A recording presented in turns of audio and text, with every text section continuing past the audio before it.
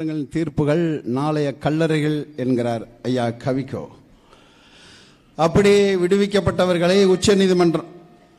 உச்சநீதிமன்றம் விடுவிக்கப்பட்டவர்களை தொடர்ச்சியாக வஞ்சிக்கிறது இந்த திராவிட அரசு. அதாவது எப்படின்னா, அவங்களே போராடி அண்ணன் ராபர்ட் பயாசோ இவங்களோ சாந்தனோ முருகனோ அண்ணன் பேரழிவாளனோ அவங்களே போராடி அவங்களுக்கான விடுதலை அவங்களே பெற்றுறாங்க.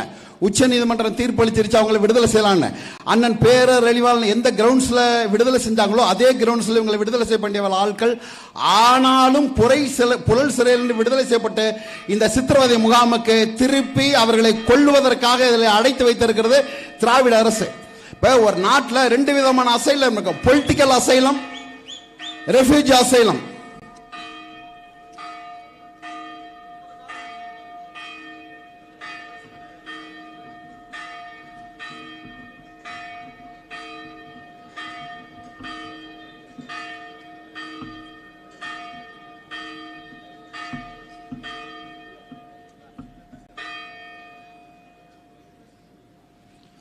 பாங்கோசையாக இருந்தாலும், மாதா கோயில் மணி ஓசையாக இருந்தாலும், மாரியம்மன் கோயில் ஓசையாக இருந்தாலும் அதற்கு மதிப்பு கொடுத்து பேசுகிறது நாம் தமிழர் கட்சி தான்.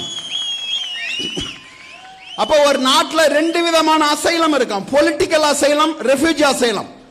அப்ப இந்த உள்ள ஈழ தமிழர்கள் என்ற இரத்த உறவுக்கு 2 விதமான அசைலத்தையும் மறுத்தது இந்த நாடு. அதே திபெத்தியன்ஸுக்கு பொலிட்டிக்கல் அசைலம், அரசியல் தஞ்சம், அகதிகள் தஞ்சம், 2ஐயும் கொடுத்து இதே நாட்டில் நிலம் கொடுத்து அவனுக்கு வசதி வாய்ப்பா வாழ வச்சுக்கிட்டு இருக்க இந்திய ஒன்றிய அரசு. எங்கள் தொப்புள் கொடி உறவு கேட்பாரற்று சித்திரவதை முகாமல், சிறப்பு முகாம் என்ற சித்திரவதை முகாமில் இருக்கு. கருணாநிதி கொடியவன் தான் கொண்டு வந்த அந்த கியூ பிரான்ச். என்ன மசத்துக்கு இந்த கியூ பிரான்ச் தமிழ்நாட்டு காவல்துறைக்குன்னு தெரியல. எதுக்கு இருக்கு? நீ என்ன பண்ணிக்கிட்டு இருக்க? நீ போய் உலக நாடுகளை பாடுறா. ஒவ்வொரு நாட்டிலும் அந்த மக்கள், அகதியா வரக்கூடிய மக்களை எப்படி நடத்துறான்னு ஒரு முறை படி இல்ல பாரு, திருந்தி தொல. மனிதரையமற்ற அரக்கர்களாக நீ இருக்கிற. செத்து சாகுறான், நடப்பதற்கு கூட முடியல. ஏண்டா ஏற்கனவே நீ அரஸ்ட் பண்ண ஸ்டோன் சாமி உறிஞ்சு கொலை சாதான் கேட்டாரு.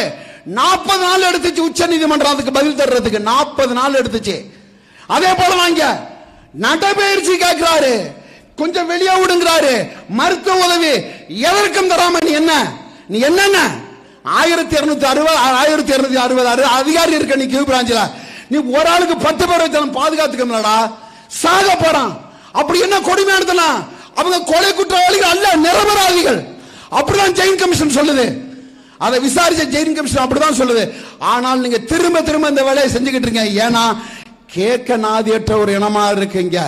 இதே ஒரு மலையாளியோ கன்னடனோ தெலுங்கனோ மராட்டியனோ இப்படி ஒரு கொடும் சிறையை அனுபவிச்சா அந்த இனமெல்லாம் கொந்தளிச்சு எழுந்திருச்சிருக்கான். பாவம், கேடுகட்ட ஈன சமுதாயமான தமிழ் சமுதாயத்தில் பிறந்ததோட விளைவுதான்.